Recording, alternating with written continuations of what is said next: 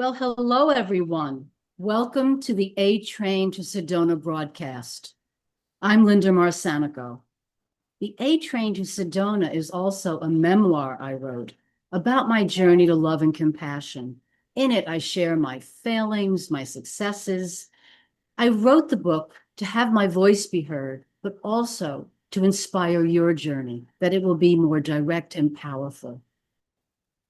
You can buy a signed copy of the A Train to Sedona on my website at lindamarsanico.com on Buy the Book page. You can also get a copy at Amazon, Walmart, Barnes & Noble. That would be a regular unsigned copy, and bookstores. I also have a free gift for you. I call it the cheat sheet for high vibration living. In it are 7 exercises designed to help you keep your energy high and in the present moment. I'm going to highlight the walking meditation. And the first time I heard about a walking meditation was from Thich Nhat Hanh. Ideally, we would be walking in the park without our shoes, the soles of our feet touching the earth, allowing the earth to recharge us, to nurture us. And the idea is to keep in the moment as we do that. Yet I've done this on a busy shopping street. If I'm looking at dresses, I can say, oh, dresses, and go back to the present moment. If you're looking at exercise gear, oh, yes, exercise gear, and come back to the present moment. It's quite versatile. You can download a copy on my website at lindamarsanico.com. I have 2 disclaimers. One, that this broadcast does not establish a professional relationship. And 2, that the opinions expressed today do not necessarily represent Talk Radio New York City. Today, I'm so happy to have as my guest, Jordann. Jordann is a transformational coach, spiritual guide, and multi-dimensional creator devoted to helping people remember who they are and embody lives that feel like heaven on earth. Her work blends subconscious reprogramming with the PSYCH-K program, energetics, embodiment, and manifestation to help clients move through burnout, emotional heaviness, disconnection, and into clarity, vitality, and soul alignment. With a deep reverence for the body, beauty, and the unseen, Jordann guides others to reconnect with their intuition, to clear what no longer serves, and to create lives rooted in joy, spaciousness, and unapologetic truth. Jordann is currently building an online platform offering group programs, coaching, and immersive experiences for those ready to rise, reclaim their energy, and live in harmony with their highest path. Jordann, please unmute yourself. And welcome to the show. Thanks so much, Linda. Thanks for having me. I first want to ask you about the influences that you've had in the past that bring you to where you are today. Yeah, great question.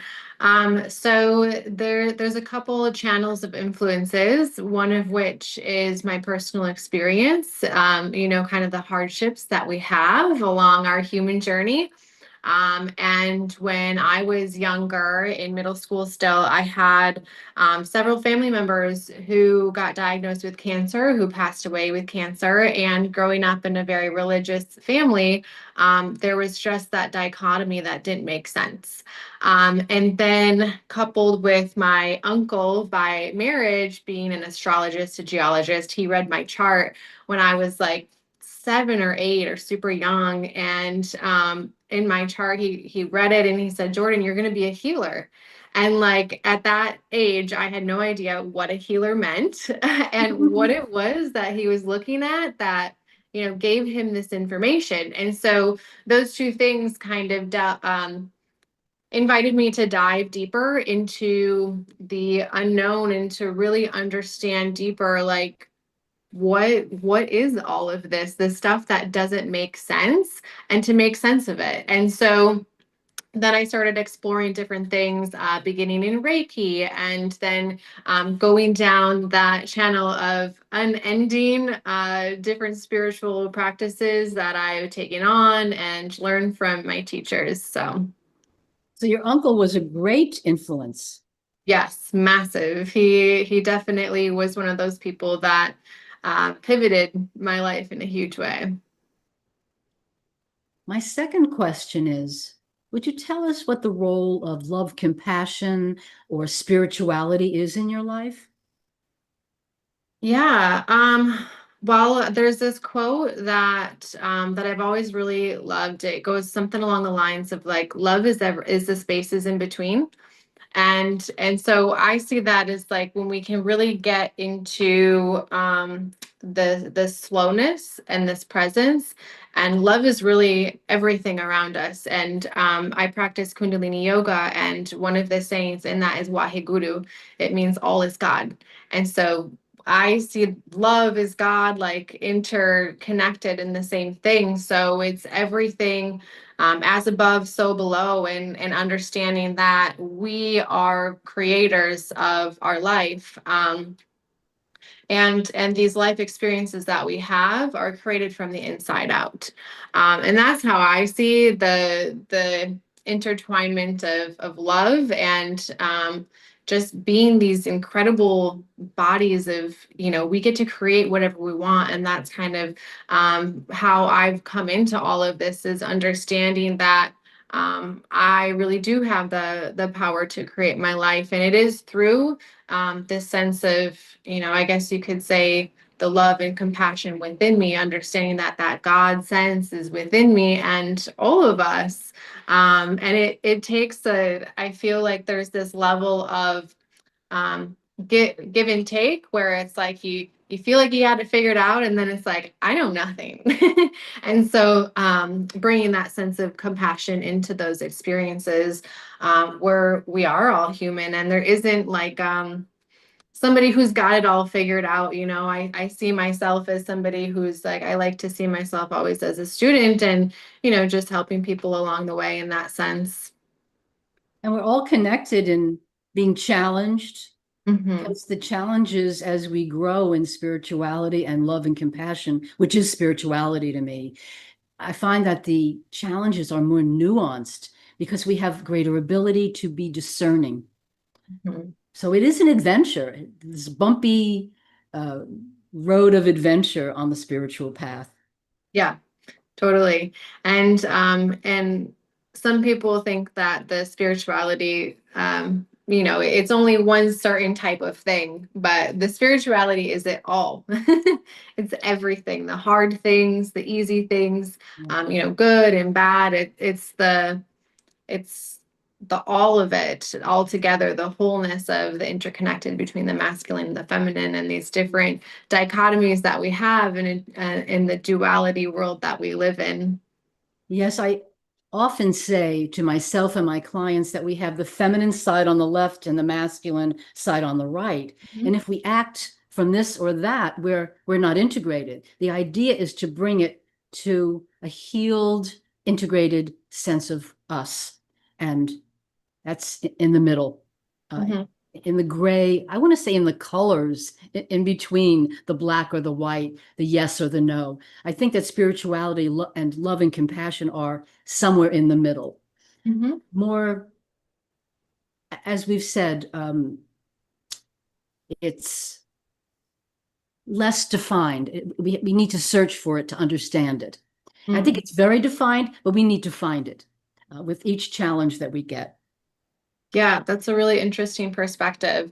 And you see that with like one of the most ancient lineages of the Tao, and they have the yin and the yang. And when you start looking into all of the different pieces of study and tradition that comes in, we do live in a world of duality. That's just kind of the nature of how we're here, and understanding that that is the case, and beginning to kind of, I guess, like what you were saying, that gray spot in between is in dissolving, dissolving that to kind of be able to flow between the masculine and the feminine. And, not to get off on a tangent, but like that's really what I'm seeing right now in the current collective of like the challenges that people have in dating and love is that like they're being challenged to embody that masculine and feminine in themselves. And so we can come together more so in wholeness and even just in like our purpose and our gifts as it is, like bringing that true essence forward. And so then we can come as a whole individually and also like collectively, because the world needs us all together fitting into that piece of the puzzle. Because we are truly all connected in a one. Yeah. Brothers and sisters and neighbors, and then we have our biological family, but we are connected to this oneness.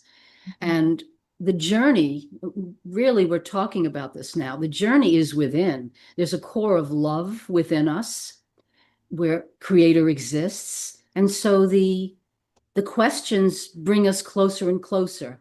Uncertainty could be a gift, not knowing. I think of Harry Potter on his Marauder's map.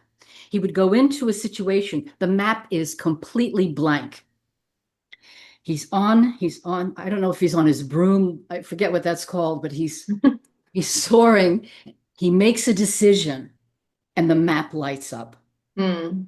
And Mm-hmm. I think that J.K. Rowling is a very spiritual person, and her thoughts were just amazingly imaginative and quite spiritual. So Mm-hmm.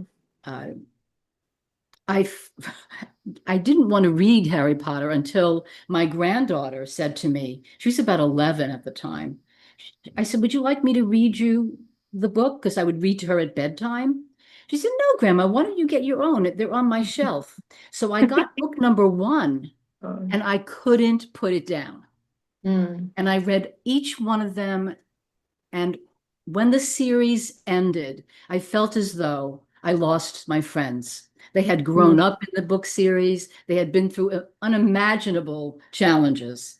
Wow. People died off. They survived. It was an amazing experience Mm. of great writing. Now I'm anticipating a question for when we come back from the break, Jordann. This is a very provocative question that I'm going to pose. You talk about creating heaven on earth. So I would like my listeners to come back after break to hear, what does creating heaven on earth really mean?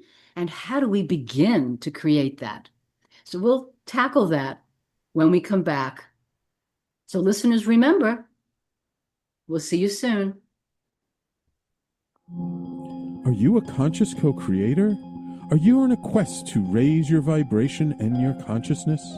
I'm Sam Leibowitz, your conscious consultant, and on my show, The Conscious Consultant Hour Awakening Humanity, we will touch upon all these topics and more.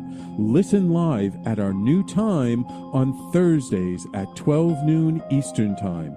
That's The Conscious Consultant Hour Awakening Humanity, Thursdays 12 noon on talkradio.nyc. Are you a high-achieving, growth-oriented leader? Are you interested in developing your authentic leadership while creating a healthy, inclusive workplace? Hi, I'm Dr. Mira Brancu, host of The Hard Skills on talkradio.nyc at 5 p.m. Eastern on Tuesdays, where we discuss how leaders develop the hard skills needed to make a greater impact. We interview experts, have live coaching, and tackle these challenges.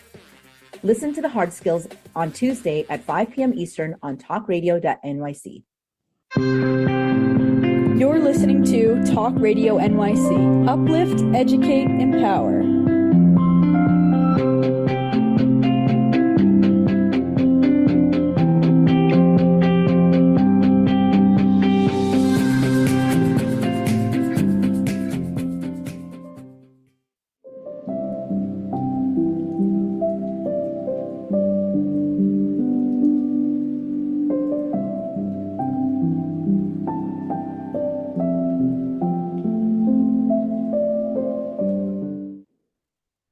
everyone. Welcome back to the A Train to Sedona broadcast. I'm Linda Marsanico with my guest, Jordann. And Jordann, I'm going to ask you to unmute yourself. It takes a lot of practice. I myself, and I've been doing this since last year, about 9 months now. So my question is, what does creating heaven on earth really mean? And how do we begin that? Yeah. So this is one of the things that I've seen is I always try to remind myself to make things as simple as possible, because sometimes we can get into this woo space. And I feel like the statement creating heaven on earth can both be way out there and also super grounded. But essentially the basis of it is understanding that this world, this tangible experience is created in response to our internal state. And so it's really, I mean, for me, it's one of my core beliefs that it's really possible to have whatever it is that you want. And heaven is like kind of like our dream life. It's this homeostasis and balance of the masculine and feminine. When we have those two together, that's when we can create. And so bringing that kind of elevated state of like these dreams that we want, that we can imagine, and grounding them into the physical, creating that heaven on earth. And when I first heard it, I was like, oh, that sounds so silly. And it's also very interesting because in one of the tools that I use in human design, that is technically one of my gifts, is being able to help people create their heaven on earth, and basically helping people create the tangible through the non-tangible. So I don't know if that makes sense. I'll pause there before I go in deeper.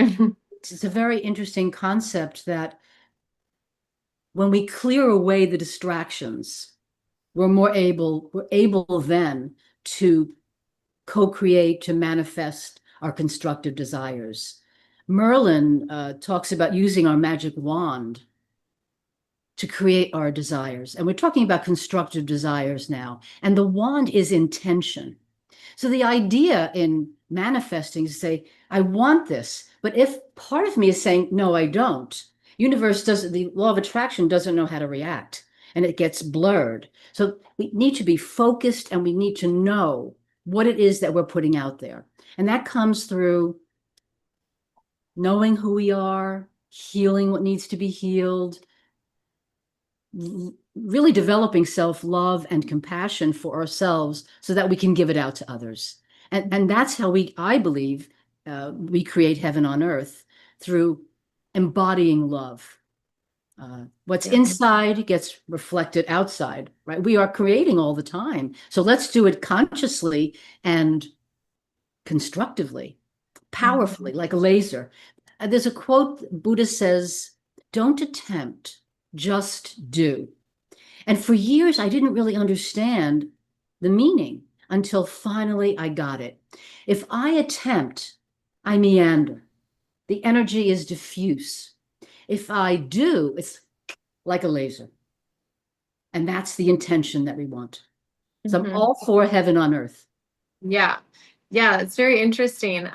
With the last part, what you said of doing, it's very interesting because also there's in Access Consciousness, he talks about choosing, and that's almost very similar in maybe in what he was trying to say, is because when we make a choice, we make that forward movement in what we want, and we have the power to choose. So that's also empowering ourselves to be able to move towards that which we desire, aka being creators. And so instead of like dwelling in this in between of like, what should I do, what shouldn't I do, and what other people want me to do, also making that choice. And one of the things that you can do when there is difficulty in making choices is think of like, what will my life be like 5 years from now if I make this decision? And it sounds very simple, but if you can start applying that to your day-to-day decisions,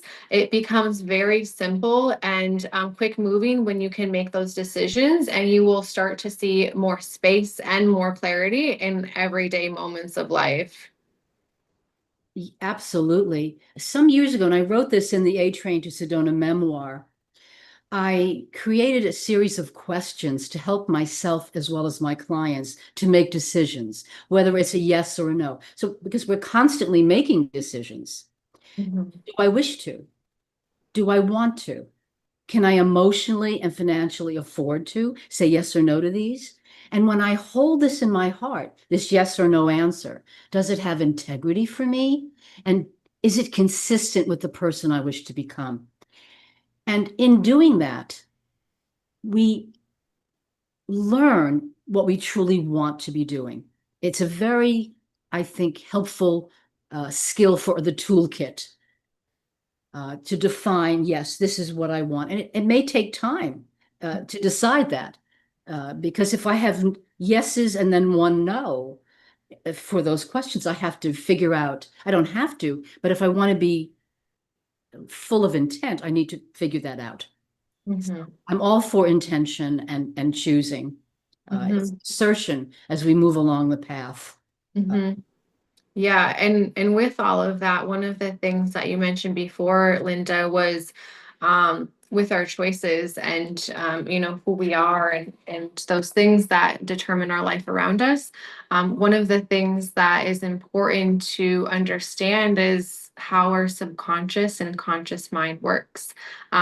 So we might be doing the affirmations and doing the things of like being spiritual and being aware and like drinking our matcha and taking our supplements and all the things, but it's so fascinating when you start to understand that, like, as women especially, we were in our grandmothers, so we were eggs inside our mother, inside our grandmother. So all of those things, whether or not you believe in like the spiritual, like the non-physical aspect, like not talking about DNA, passed down through your grandmother, all of her experiences that she had, you energetically experienced in her womb.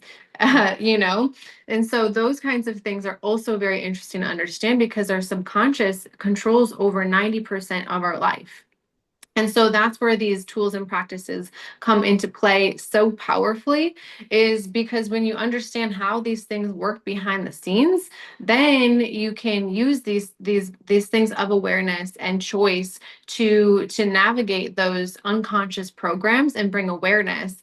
And that's kind of where the quantum mechanics come in, is like when you can see things and bring light to these darkness, to these shadow aspects maybe of traumas, let's say, that you have growing up, then that's when you become the powerful creator of your life, and being able to fully express this creation of your heaven on earth, of all of your desires that not only you want to have, but it is your birthright. It's literally your birthright. All of the dreams and desires that you have, if you can imagine it in your mind, they were planted in there for you to actualize. So I just wanted to circle back to that part that you mentioned because it's very, very important.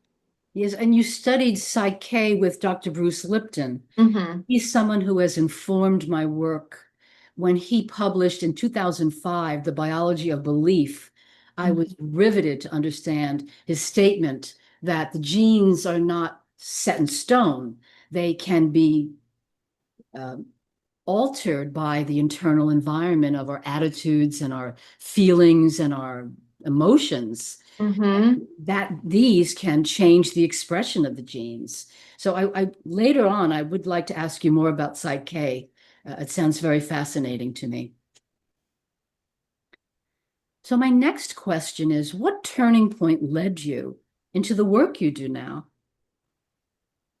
Well, I guess they're all parts of the pieces that fit together. I get asked a lot, at what point in my life was like my spiritual awakening.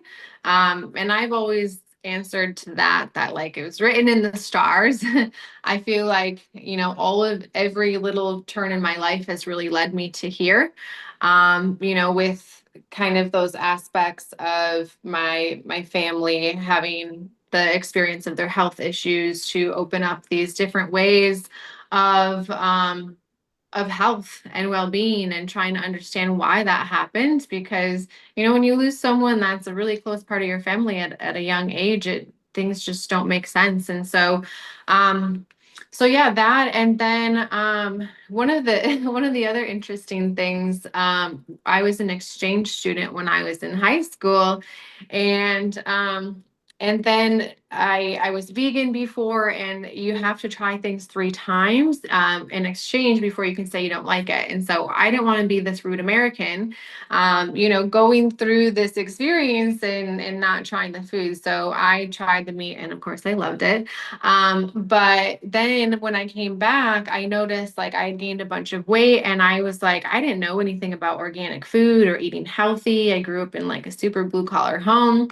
And then I was like, oh, I'm just gonna try eating organic. Like I've heard some things, and I lost like 10 or 15 pounds. And not that I was trying to lose weight, but it was like something that clicked in my mind of how the things that I'm eating and putting in my body have a really strong impact on, you know, my physical health.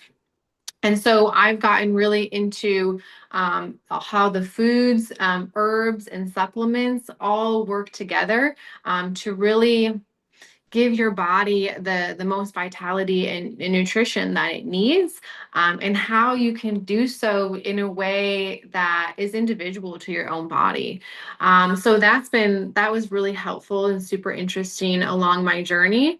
And yeah, I mean, I've been traveling for 2, 3 years now, and as I go along, I constantly learn new modalities and learn different people that come along the path that just, you know, further emphasize different understandings in different layers and aspects, kind of like diamond facets of the whole truth, and helping me to understand how that works and how I can help other people work with that. And where have you traveled, Jordann? So I traveled all over in the US. I did some time in Utah, the national parks there, Zion, Glacier National, Nevada, California, Texas, Arizona, Colorado, all over the western side. And then I spent about a year overseas, did some time in Bali, Indonesia, and Cambodia, Thailand, and Australia. How wonderful. Yeah. You know, we learn so much through traveling. Yeah. Mm-hmm. People, culture, a different way, a different perspective on things. As you said, you had to try something 3 times before you said I don't like it. Yeah. Mm-hmm.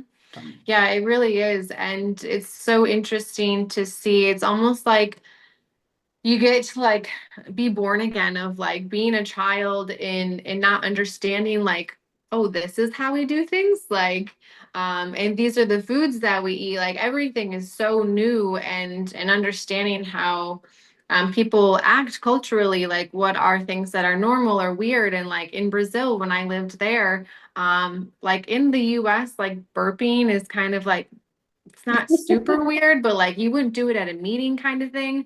But in Brazil, if you burp, like even around your friends, it's like, oh my God, that's disgusting. And like, how could, it's like, you know, same as passing gas. So different nuances like that of traveling that like really open your eyes and make you re-question your reality of like, why do we do this, and how do we do this? And then, you know, coming back with a completely open mind, it really challenges, I feel like, whatever those things in your mind that that wire your brain and the patterns to experience life in a certain way. It kind of opens that up so you can create more connections, and then let alone the people that you meet while you're traveling.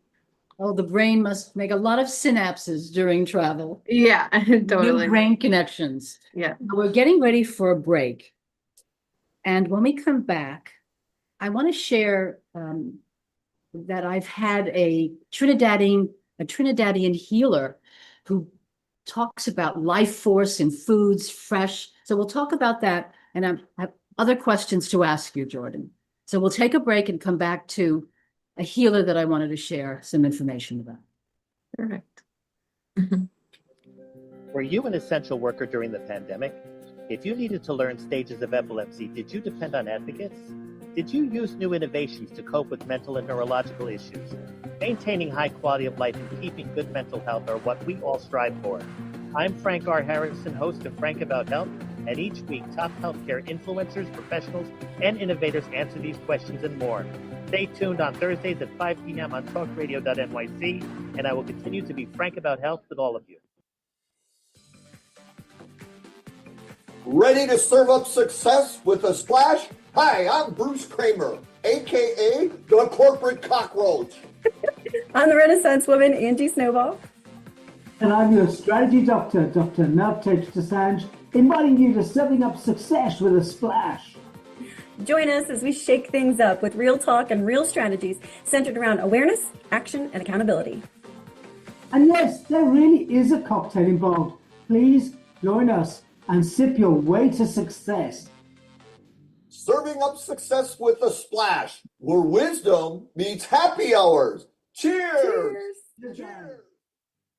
You're listening to Talk Radio NYC at www.talkradio.nyc. Now broadcasting 24 hours a day.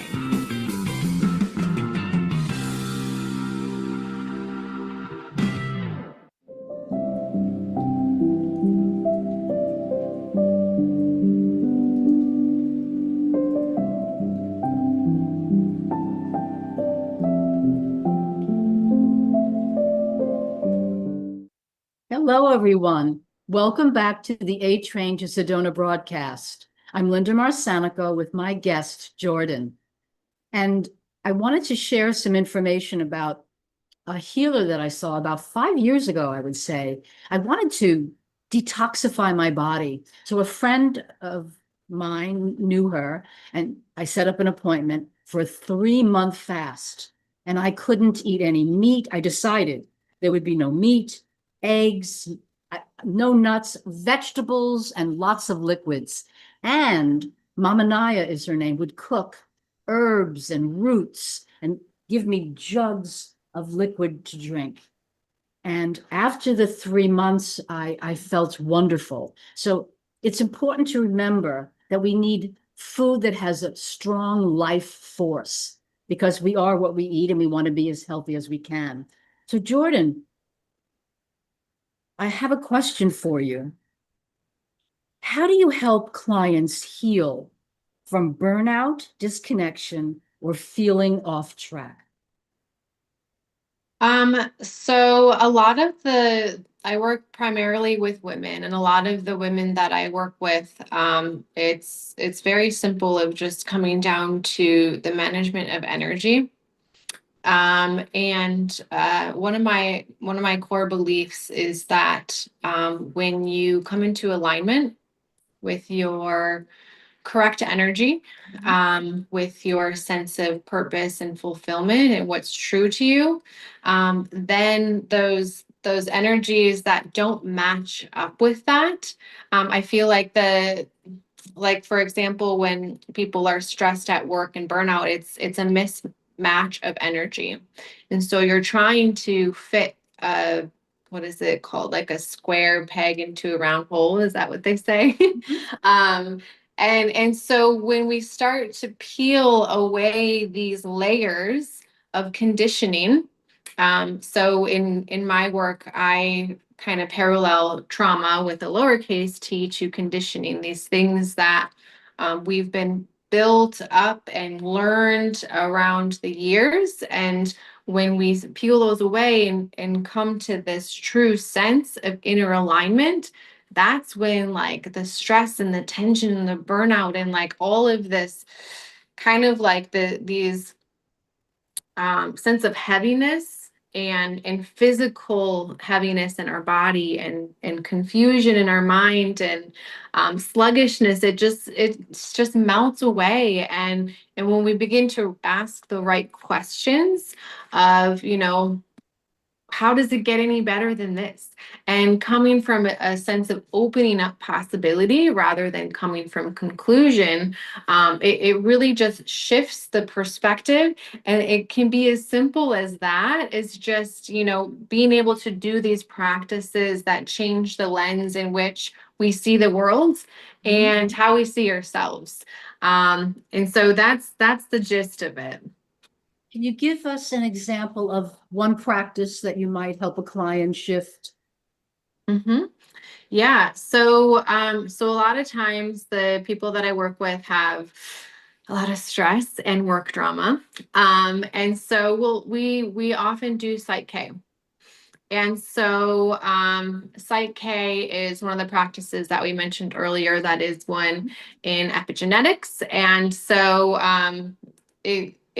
I'm not going to go into like how we do that, but essentially what we do is we create, we go from what we don't want to what we do want.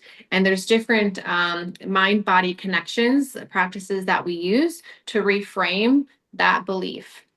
And when we do that, we check in with the energy afterwards to see if that belief still holds true. And one of the things that I can share in exploring what is true for you or not, these practices in understanding more so like getting the conscious mind out of the way and understanding what's true for you. There's a few different things that you can do in order to do that. If you're more of an energetic person where you can sit with yourself and feel like, does this choice feel lighter or heavier? Yeah. That's one thing that you can do. If you're familiar with the sway test or muscle testing, I do that often when I'm looking at the store for supplements and I want to get every single supplement out there. You can, use your fingers, make little loops and interlock your fingers and pull them apart. And that's part of what we do in the PSYCH-K method as well, to test with truth. And so you can ask yourself, like, should I get this coffee? And if it holds strong when you pull it apart, then that means that's true for you. If it's not, if it breaks away very easily, then that means it's false. And so it's a sense of becoming more connected into that truth. And so PSYCH-K is one of the biggest practices that we use in the sessions. And then also tapping into this sense of energy of like how we can clear that through. So I do a lot of Reiki as well, which is one of the oldest forms of Japanese energy healing. And it's interesting talking about heaven and earth, because Rei means heaven, Ki means earth. So you're a channel between heaven and earth, and you're just channeling that energy, and anybody can do that. We have chakras in so many different parts of our body. One of the most powerful ones is our hands. So there's several different healing modalities as well that use magnets to clear energy. So if you're ever feeling stuff in your body, you can use your own hands and rub it together and just send that light and awareness through your own hands. But yeah, that's a lot of what the sessions entail. Thank you for sharing that. It's fascinating. Muscle testing is fascinating. Donna Eden wrote a book, Energy Medicine, which has a lovely protocol. David Hawkins studied muscle testing, and it's quite amazing that the body has this information. And we need to respect the body, and these practices that you share enable us to know what the body will tell us. And it's, as I said, as we agree, it's wonderful practice. So we talked about body, intuition. I don't know if we talked so much about intuition. We talked about putting the food in our body that has life force, and that organic food had a great effect on you. Yeah. How does intuition figure into the transformation process? Well, I feel like intuition is that process. A lot, I get asked this one a lot all the time. It's like Like even, so I work in like a male dominated industry for my main job. For my entire life, I've been in sales, used to do mortgages, and always surrounded by men, and men are like, so astrology, intuition. So like, how do you know that's what it is? And it's fun to explore, because intuition at the end of the day is like, we all have that innate caveman sense in us of like, you know, I I kind of want to explore that path or that road. If you're driving in a new city. And then even if you slow down and get into this place of like checking in with yourself, and it all comes down to this inner truth, when you can create a space of separation between all of this noise, and there is a lot of noise that's out there, whether that is our mentors, our family, our parents, telling us what we should and shouldn't do. And then also there's a huge frequency that's constantly pulsating through the earth and the world around us, in the cities, and like these electromagnetic frequencies. So there's a lot coming at us all the time. And so really coming into a sense of slowing down and practicing and cultivating that discernment between what's yours and what's not yours. And the more that you do that, it will be really clear what intuition is. And at the end of the day, it's like that. One of my teachers, she has a book, The Still Small Voice, and it's that still small voice inside of you. When you come to that place of calmness, it's that voice that speaks, the voice that resonates beneath all of the noise. And that's what's true for you. And it might not be true for other people. I don't think that there's a right or wrong sense of intuition. That's why when you have tarot readers, you can have the same deck of cards, and each tarot reader is going to read it differently. It's playing with that energy of your internal pole. I live in Brooklyn, New York, and my car is on the street and has to be moved twice a week. There have been times when I have a challenge to find a space. So I've taken to speaking to my parking angels. Also, I have a beautiful statue of Buddha with Velcro sitting on my dashboard.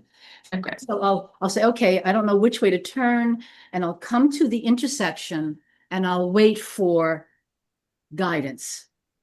And then I'll find a space. So it's stepping back and allowing the energy to speak, or for the intuition, for me to listen to my intuition, or listen to the beings that are helping me to find parking. It may not be important in St. Louis, Missouri, but in Brooklyn without a garage, it's really quite a challenge. Totally. I love that. Yeah, I also have parking lot angels. They get me VIP parking all the time. So simple things in life, The simple things that really need to be handled. Yeah. Yeah. The human things. Yes. So we're getting close to having a commercial break again. We've talked about the power of the subconscious reprogramming in PSYCH-K. Have you said enough about that? I'm not sure if we need to talk more about that. We have other things to talk about when we come back. What do you think? Yeah, I mean, I can talk about it all day. Is there other things that you think your listeners or that you would want to understand about it? I think maybe we will talk a little bit about that. Okay. So listeners, we're going to take a commercial break. And when we come back, Jordann is going to share more about PSYCH-K, the program, about subconscious programming. Beautiful. Hey everybody, it's Tommy D, the nonprofit sector connector, coming at you from my attic. Each week here on talkradio.nyc, I host the program Philanthropy in Focus. Nonprofits impact us each and every day, and it's my focus to help them amplify their message and tell their story. Listen each week at 10 a.m. Eastern Standard Time until 11 a.m. Eastern Standard Time, right here on talkradio.nyc. Hi, I'm Linda Marsanico. The A Train to Sedona is a memoir about my journey to love and compassion. It's also the name of my new broadcast on Wednesdays at 12 noon. When we are spiritual, we embrace possibilities and ideas, which strengthen our mind, body, spirit, health, and wisdom. On the A Train to Sedona broadcast, I plan to interview guests who embrace these expansive practices. Join us on Wednesdays at 12 noon on Talk Radio New York City. You're listening to Talk Radio NYC at www.talkradio.nyc. Now broadcasting 24 hours a day.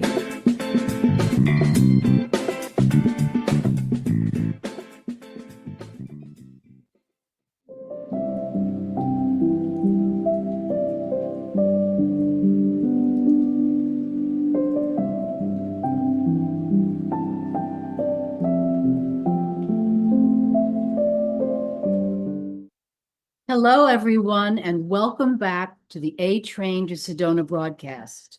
I'm Linda Marsanica with my guest, Jordann. So, Jordann, I'm wondering, with PSYCH-K, how long would a client work with you with that program? How long are you asking how long it takes to get results? Yes. Well, the results are as quick as 15 minutes. It's pretty instantaneous. So I would say that, I mean, I have clients that do just one-off sessions, and sometimes those programs can be cleared in just one session. And, people are constantly experiencing new challenges in life. And so most people end up rescheduling just to kind of tackle those new awarenesses, because once we start peeling off those layers, there's new things that come up. But each concept that you work on, each belief that you work on can really be cleared in 15 minutes or less. That sounds spectacular. Yeah, it's very powerful. And but the thing with that is, when kind of, if you understand the spiritual journey, I did this program, priestess program one time, and one of the shamanic lineages is the spiral path. And I've always loved the concept, because once we think that we've mastered something, we kind of just graduate to this next level octave of that pattern or programming, and we get to experience life in a way that challenges us in a similar way, but at a different level octave, in a different similar way. And so that's kind of one of those things that PSYCH-K really helps with.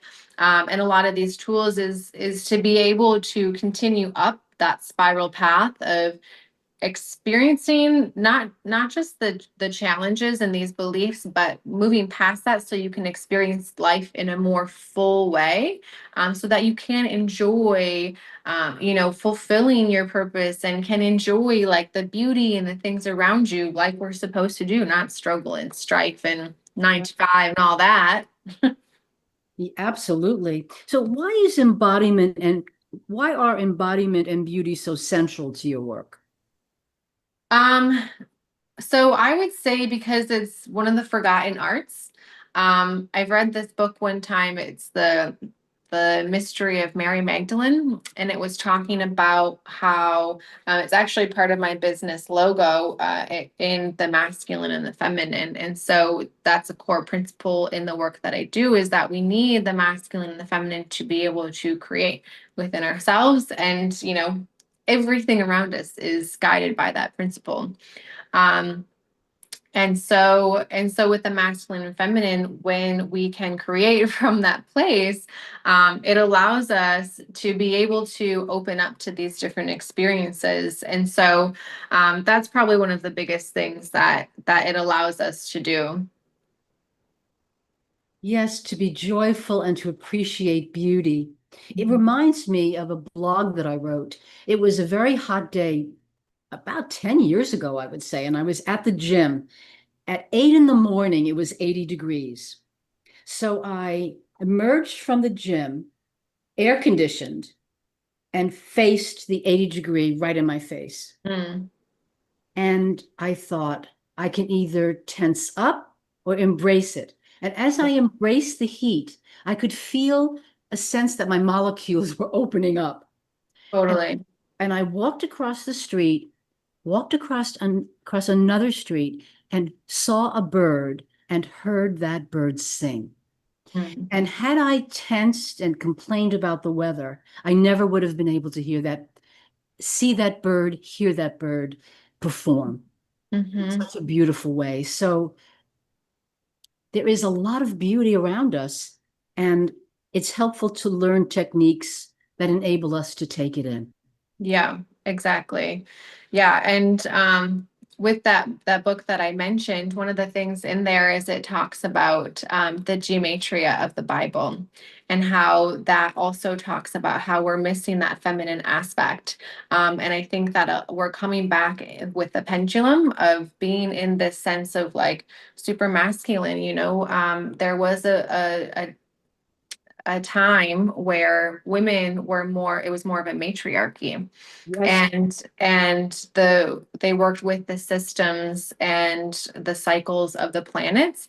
And then we entered into this era of kind of masculine dominance. And what I mean by that is like we started agriculture and we started using these different tools to change these cycles to fit our needs. We needed more food. And so we created this farming and irrigation and all of that. And then we kind of lost touch with the sense of the feminine.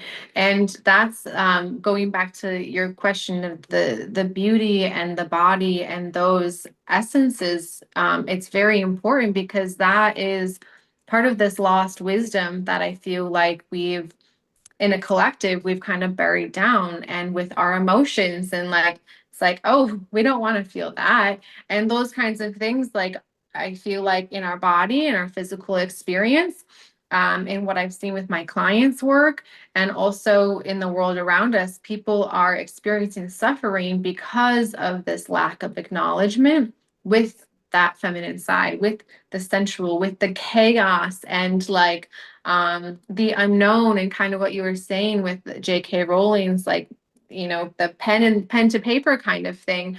It's a balance of having the direction and making those choices, and then also like the chaos within that. And so that's kind of another way to see that beauty of the body, the unknown, the feminine, and how can we bring into that sense of integration with the physical. Yes. And men need their feminine side as women need the masculine side to be fully able to co-create. It's quite a journey. I've worked on both sides, and I continue to do so because we're never finished, really. There are always challenges as we go up the spiral of higher vibration. Yep. But we have a limited amount of time now. And I wanted to ask you, how do we start? You talk about living more unapologetically. How do we start living more unapologetically, especially when we might feel stuck or afraid? I would say it just starts with making one choice. Those quiet things within us that are like hidden desires. How can you make one small choice in that direction? And notice your experience when you make those small choices for yourself. Whether that's taking a bath, or maybe like getting yourself a nice tea. Those kinds of things, you start to see that vibrational alignment with the things that you desire, and they will connect up to you and start bringing you closer to the things that you really want. And that experience of having the life that you want and creating that from a point of intentional creation is one of the best feelings. So it is. And giving myself a cup of tea or a hot bath, which I had this morning. I'm looking forward to the tea, is really a way to show self-love, to nurture in simple ways that build up, and they continue to build up. And it's quite the moment that we allow ourselves to step back and to decide, to wonder, well, what do I want at this moment? Being in the present moment, which is that gift. Gift and present are the same, they have the same meaning in the English language. So to give ourselves those gifts to nurture and develop self-love so that we can give it out to others. Just briefly, what's lighting you up most in this season of your life and business? Right now, it's really going back to that masculine and the feminine of being able to move through deep challenges with a sense of grace and unattachment. And so being able to navigate those things right now is really empowering me to create, whether that's different programs or see things from a different aspect, shifting from a new career right now. I'm seeing life in a different lens, and I am opening into like a new portal right now of experiencing and creating in ways that I haven't before. And I'm coming into some new programs that I'm going to be learning of some mystery schools and life activations to be able to open up some more programs. And what that does is it helps people bring in more light into their experience. So those kind of, I feel like I'm initiating into these challenges, which is, it's fun to explore that inner world and then be able to share it with other people and see that reflected in a way that's supported by other experiences. Lovely. How can people find you? There's a few different ways. Business website or Instagram is both Trauma Apothecary. And then you can email me as well. I'm sure you'll put that in the show notes, but it's You can state it now as well. Yeah. So Trauma Apothecary is TRAUMAPOTECHARY. So the A of trauma at the end is the same as apothecary. Lovely.